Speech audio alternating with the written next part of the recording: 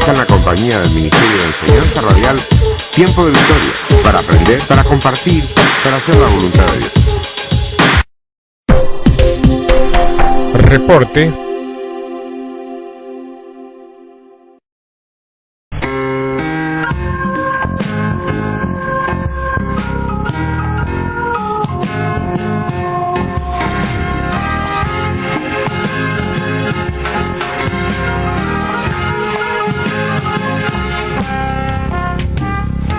Esto es Tiempo de Victoria.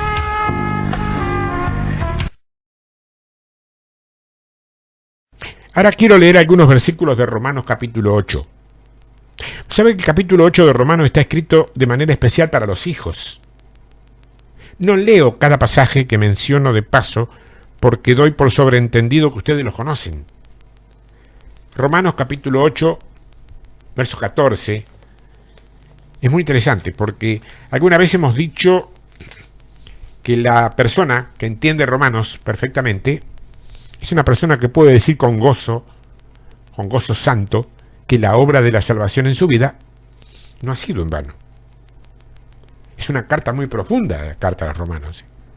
Y cuando vos entendés Romanos, estás entendiendo todo el mover de Dios en toda la historia. El verso 14 del capítulo 8 de Romanos dice: porque todos, ojo, todos los que son guiados por el Espíritu de Dios, estos son hijos de Dios. Me parece que está bien claro, pero nota que no está diciendo que los que confesaron, o los que gimieron, o los que lloraron en el frente. No. Dice que los que son guiados por el Espíritu de Dios, estos son hijos de Dios. No hay cómo equivocarse, cómo perderse, ¿no es cierto? Y si es así, indudablemente, como lo estás viendo, pregunto, ¿por qué será que todavía existen sectores supuestamente cristianos en los que prácticamente no se habla del Espíritu Santo? Y muchísimo menos de algo llamado revelación. El verso 16, Romanos 8, dice: el Espíritu mismo, ojo con mayúscula inicial, habla del Espíritu Santo. El Espíritu mismo da testimonio a nuestro espíritu, ahí es con minúscula, porque acá habla de nuestro espíritu humano. El Espíritu mismo, Santo, da testimonio a nuestro espíritu humano de que somos hijos de Dios. Escúchame, esto no pasa por la mente. Esto es de espíritu a espíritu. El primer espíritu con mayúscula, el segundo con minúscula. Así como lo lees, así como lo escuchás. El primer espíritu está con mayúscula y el segundo con minúscula. Habla del Espíritu Santo y del espíritu del hombre. ¿Cómo sabes que vos sos hijo de Dios? ¿Cómo sabes? Porque mi espíritu da testimonio de eso. Simplemente sé quién soy. Wow.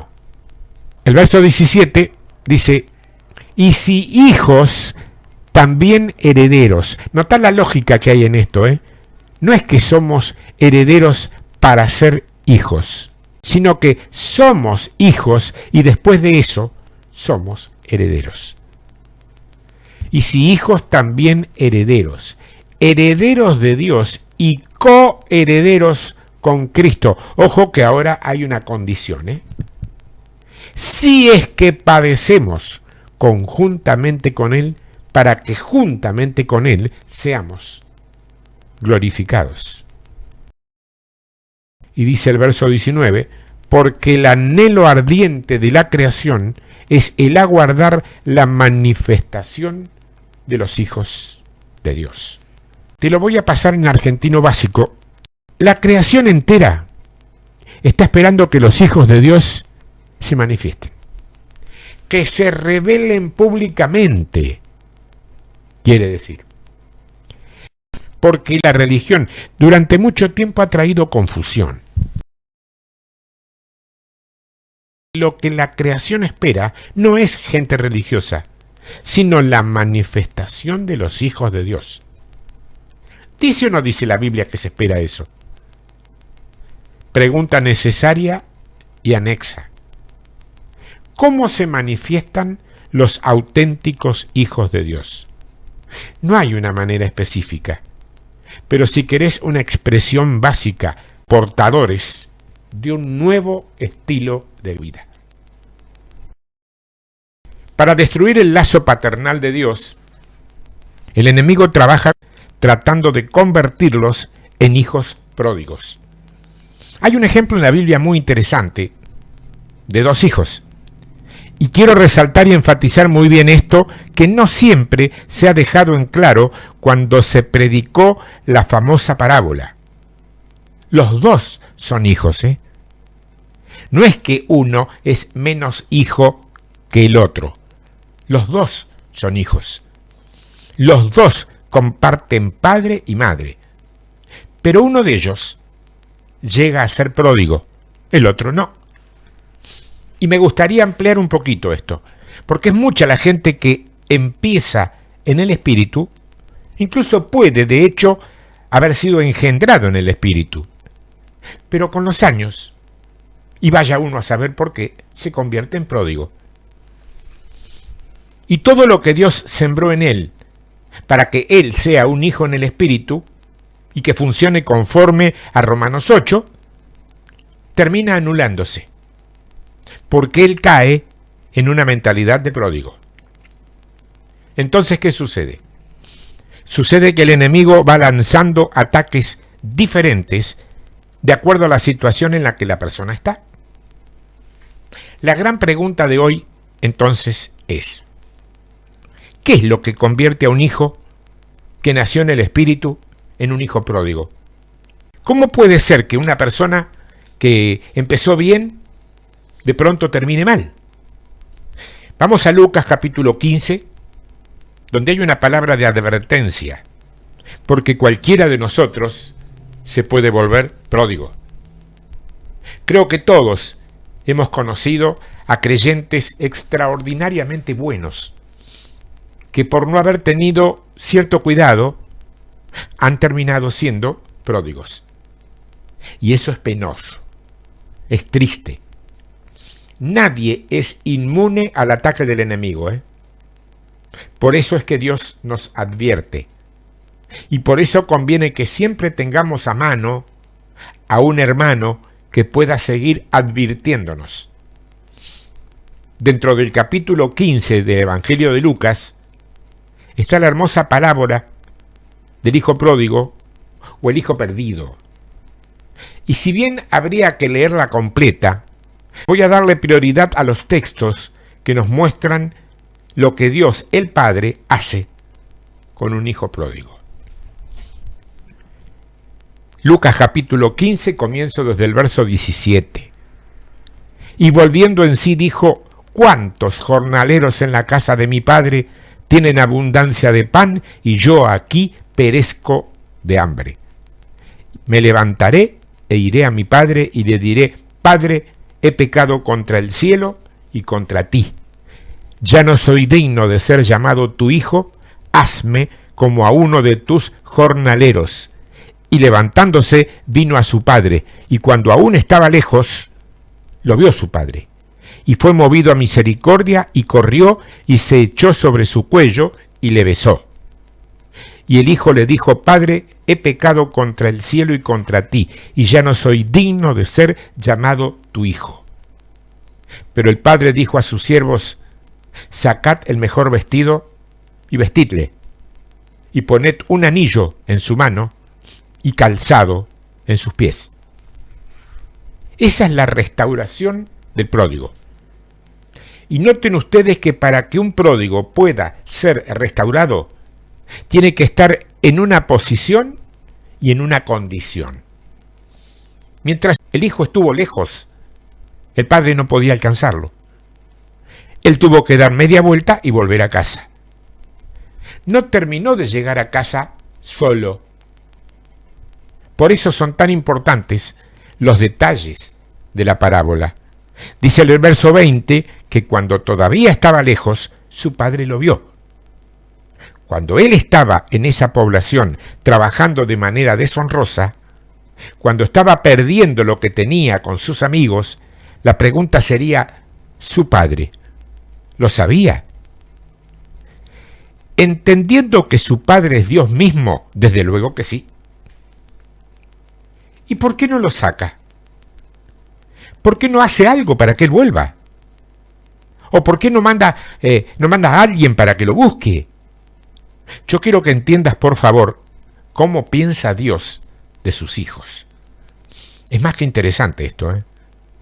Hay un punto visible. Lo que hace a uno hijo, no te olvides, es el hecho de que en tu espíritu vos tenés el testimonio del Espíritu de Dios. No pasa por nuestra mente. Es una situación de espíritu a espíritu, mayúscula a minúscula. En pocas palabras, ¿por qué Dios no mandó a alguien que lo buscara y le dijera que su padre lo estaba buscando? Porque un hijo, si es que es hijo, sabe lo que debe hacer. Y Dios no hace nada hasta que él no cambie de actitud. Veamos. ¿Vos sos una persona que sabe lo que tiene que hacer? ¿O sos alguien que aguarda el domingo a ver qué dice el pastor que tenés que hacer? Los hijos saben lo que tienen que hacer. Porque el hijo conoce lo que hay en el corazón de su papá. En cambio, el siervo no. El siervo necesita que alguien venga de parte del patrón para decirle lo que tiene o no tiene que hacer. Pero el hijo no. Si él ha vivido en esa casa, él sabe cómo piensa su padre y entiende la lógica que funciona en su hogar. Y ya sabés que hay una diferencia entre siervo e hijo. Pensalo. Cuando un hijo nacido en el Espíritu se aparta de Dios, muchas veces suele hacer una oración equivocada, pidiendo a Dios que le mande a alguien. No. No, Dios no le va a mandar a nadie. Entonces dice, Dios, háblame algo. No te voy a hablar nada. Tú sabes lo que debes hacer. Padre, necesito que me vengas a sacar de acá. Hijo, necesito que tú tomes la decisión de salir y salgas. Ya mismo. Y entonces, Dios no hará nada hasta que la persona esté a su alcance. Y ahí es cuando terminan de hundirse, porque se quedan esperando algo que nunca llega. Y repito, no es que Dios no los quiera ayudar, es que Él está esperando que actúen como hijos. La primera cosa que quisiera poner en tu corazón es lo que significa la palabra pródigo. Esta palabra en sí misma les va a aclarar muchas cosas. Pródigo significa disoluto. Ah, muy bien. ¿Y qué significa disoluto? Algo así como entregado a vicios y placeres. Una persona disoluta es una persona que no se pone límites. Hay otra definición que dice carente de freno. ¿Por qué? Y porque el disoluto no sabe ponerse límites. No sabe controlarse. No sabe tener dominio propio. No reconoce un margen de protección. Pablo dice, todo me es lícito. Y es interesante, ¿eh? Yo puedo hacer muchísimas cosas que no son malas, decía Pablo. Pero después añade que no le convenía hacer muchas de esas cosas. Nota que no dice que le es pecado hacerlo, ¿eh? Dice que no le conviene. Si vos no ponés control en algunas áreas de tu vida, vos te convertís en un disoluto y eso te lleva a ser pródigo muy fácilmente. Si vos no sabés dominarte en un pequeño problema, seguramente vas a desubicarte grande en un problema mayor. Si ustedes leen con detenimiento la parábola del hijo pródigo, van a darse cuenta que este muchacho tenía algunas cosas en su corazón. Dice la palabra, ¿de dónde vienen los malos pensamientos? Vienen del corazón. Siempre se adjudicará al corazón este sentir, porque el corazón, y no hablo del órgano físico obviamente, es una fuente de donde nacen muchas cosas. Y si ustedes revisan con calma, van a darse cuenta que, por un lado, él tenía celos de su hermano. Van a darse cuenta que él tenía reclamos contra su padre, pero que nunca los expresó. El ser humano no ha sido diseñado para soportar indefinidamente la presión. Todos necesitamos una válvula de escape. Cualquier elemento bajo presión al que no le funcione correctamente la válvula de escape es una bomba de tiempo. Tarde o temprano explotará. Lo que Dios normalmente hace con sus hijos es darnos la oportunidad de exponernos y que nuestro corazón se abra delante de Dios. Hay cosas que no salen fuera en un principio, sino que llevan su tiempo, y Dios tiene que trabajar con eso.